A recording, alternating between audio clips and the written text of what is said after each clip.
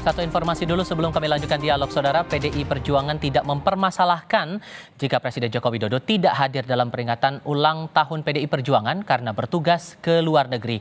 Sekjen PDI Perjuangan Hasto Kristianto menyatakan peringatan ulang tahun ke-51 PDI Perjuangan tahun ini akan diadakan di tingkat RT dan RW.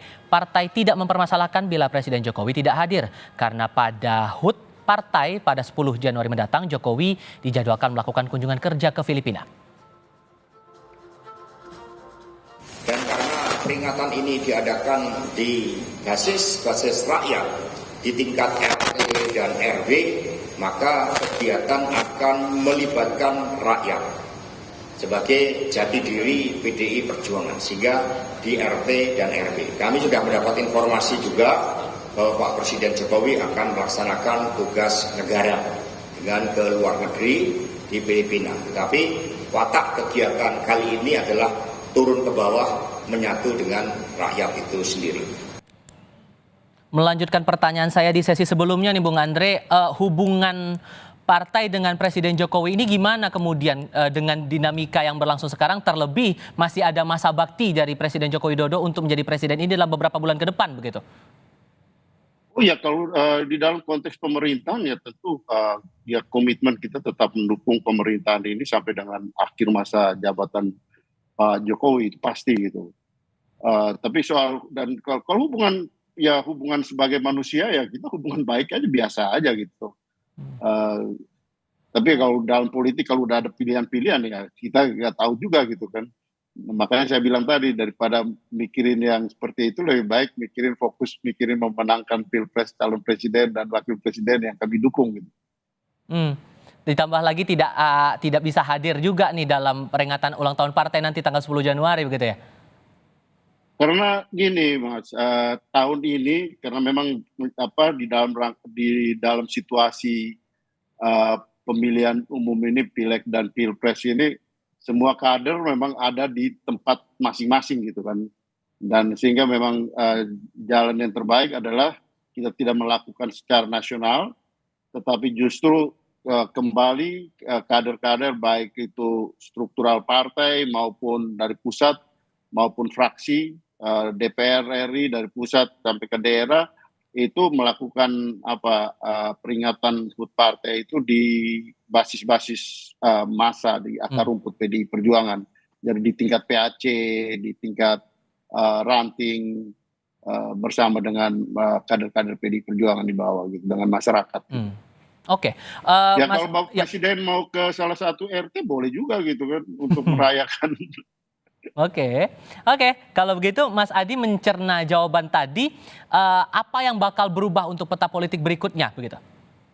Ya kalau bicara tentang Jokowi yang tidak hadir dalam HUT PDIP, saya kira sudah tak ada perdebatan ya Mas Tifal, karena memang sejak awal PDIP dan Jokowi sudah talak tiga saya menyebutnya. Indikasinya hal ya.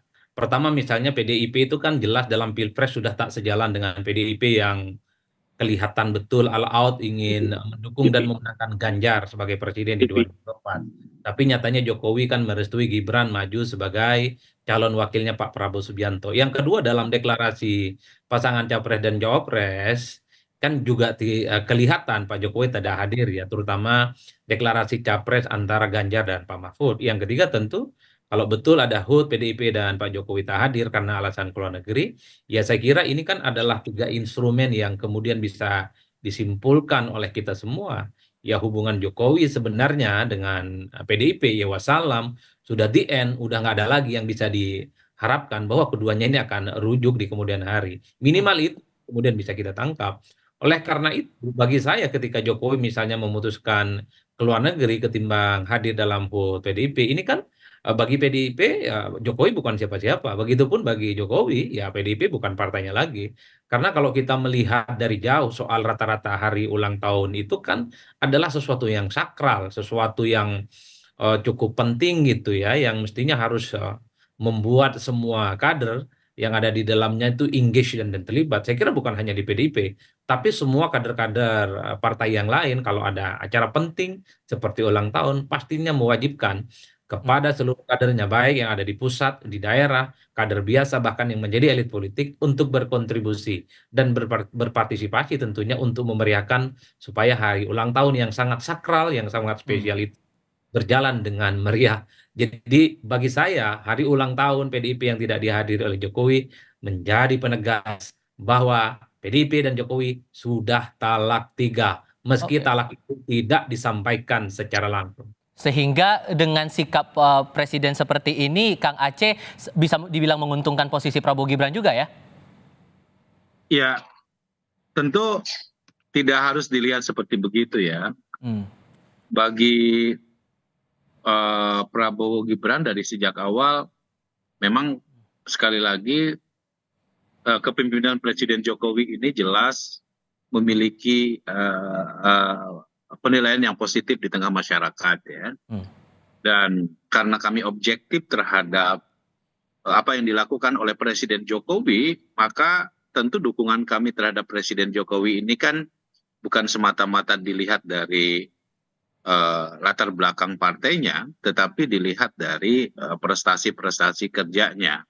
Karena objektivitas itulah yang menjadikan kami mendorong dan tentu menjadikan apa yang telah dilakukan oleh Presiden Jokowi ini sebagai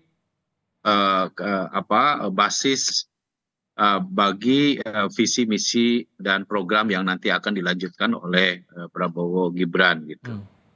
Nah, kami juga di Partai Golkar tentu merasa bahwa keberadaan Presiden Jokowi yang telah banyak berbuat bagi bangsa ini, ya tentu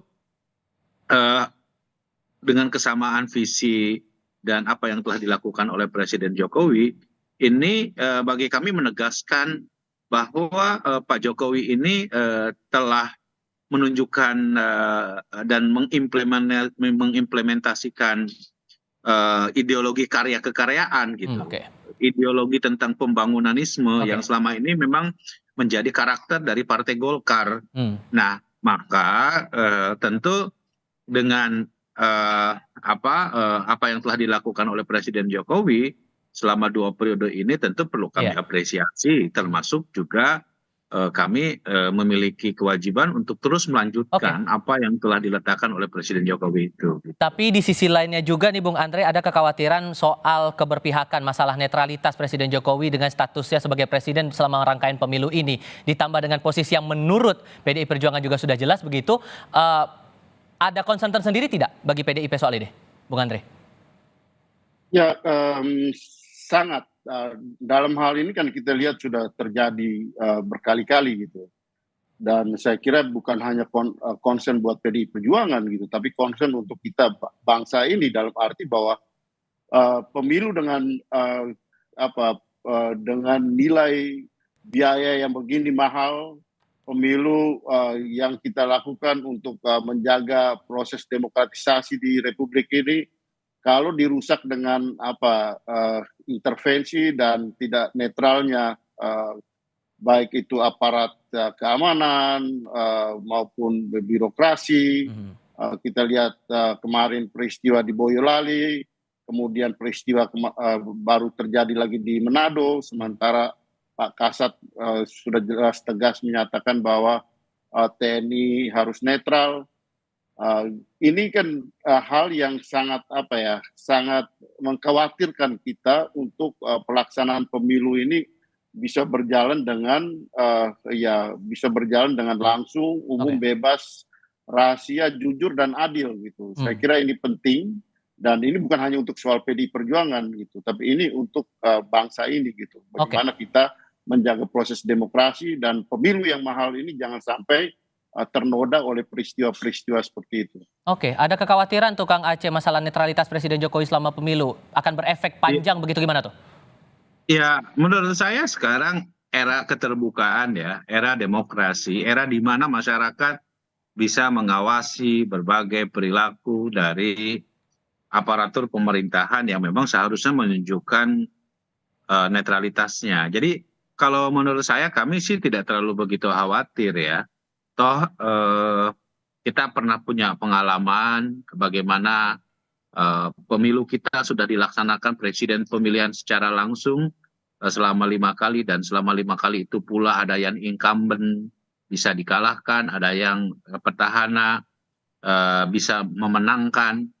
Tetapi dari praktek-praktek tersebut tentu masyarakat memiliki cara untuk bagaimana melakukan pengawasan dan rakyat bisa menilai. Yang kedua, kita ini kan juga sudah jelas ya, dalam konteks pemilu kita ini kan ada mekanisme penyelenggara pemilu dari mulai KPU, ada Bawaslu, ada DKPP, ya, ada mekanisme yang lain yang bisa memungkinkan bagi proses pengawasan pemilu kita agar pemilu kita ini bisa berlangsung secara lebih transparan, terbuka, dan menjaga betul agar demokrasi ini jangan sampai dinodai dan dicederai gitu. Dan saya yakin Presiden Jokowi pun tidak mau bertaruh dengan kredibilitasnya selama 2 periode beliau memimpin Indonesia. Tentu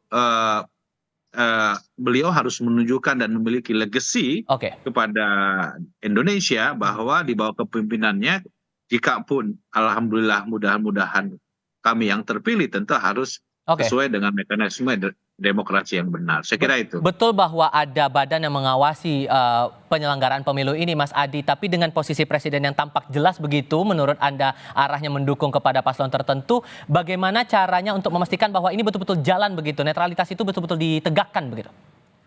Ya, memang bicara tentang soal pelanggaran pemilu dan netralitas aparatus pemerintah, ya kan kuncinya 2 hal. Pertama, soal penegakan hukum pemilu. Kan dari dulu selalu kita berharap pada Bawaslu dan Sentra Gakumdu untuk memaksimalkan supaya potensi-potensi pelanggaran itu bisa dimaksimalkan. Tapi kan distrust publik terhadap penyelenggara, dalam hal ini adalah Bawaslu misalnya, itu kan rendah, Mas. Karena begitu banyak pelanggaran-pelanggaran yang terjadi secara vulgar. Salah satunya misalnya soal perusakan atribut, misalnya soal politik uang dan seterusnya, itu kan tidak bisa ditindak secara tuntas. Padahal kalau kita mengacu pada undang-undang pemilu, perusakan atribut dan seterusnya itu termasuk soal politik uang, itu kan masuk dalam pelanggaran pidana pemilu yang saya kira sanksinya luar biasa. Itu bisa kena denda uang dan bahkan bisa dipenjara dalam hitungan bulan dan bahkan tahun ya. Tapi kan kalau kita menghitung rata-rata pelanggaran terkait dengan pemilu, baik yang ditemukan langsung oleh Bawaslu termasuk juga yang dilaporkan, itu kan tidak pernah memberikan efek jera sehingga pelanggaran itu bisa dilakukan oleh siapapun. Nah, yang kedua tentu adalah bagaimana sportivitas ya dan akhlak berpolitik para elit. Jadi sekalipun punya akses terhadap aparatus-aparatus kekuasaan itu tidak digunakan. Ini tentu untuk menciptakan pemilu yang fairness, karena kalau mau jujur, penguasa itu kaki dan tangan-tangan politiknya cukup powerful. Batuk saja itu pohon bisa tumbang, kan kira-kira begitu. Apalagi ada perintah secara khusus. Oleh karena itu, satu-satunya cara adalah bagaimana kita selalu berharap siapapun yang punya akses terhadap kekuasaan politik, yang bisa menggerakkan dan mobilisasi kekuasaan politik, jangan gunakan itu sebagai instrumen kemenangan dalam politik. Karena sebagai syarat untuk membangun demokrasi yang substantif, demokrasi yang sehat, adalah bagaimana pertarungan itu berjalan secara adil, fair, dan tentu saja tidak mencederai kaidah-kaidah demokrasi. Saya kira di situ kuncinya, Pak Tifal. Oke, Mas Adi Praetno, terima kasih. Kang Aceh, terima kasih. Bung Andreas Hugo Parera juga terima kasih sudah berdiskusi bersama kami. Sehat selalu semuanya. Selamat sore.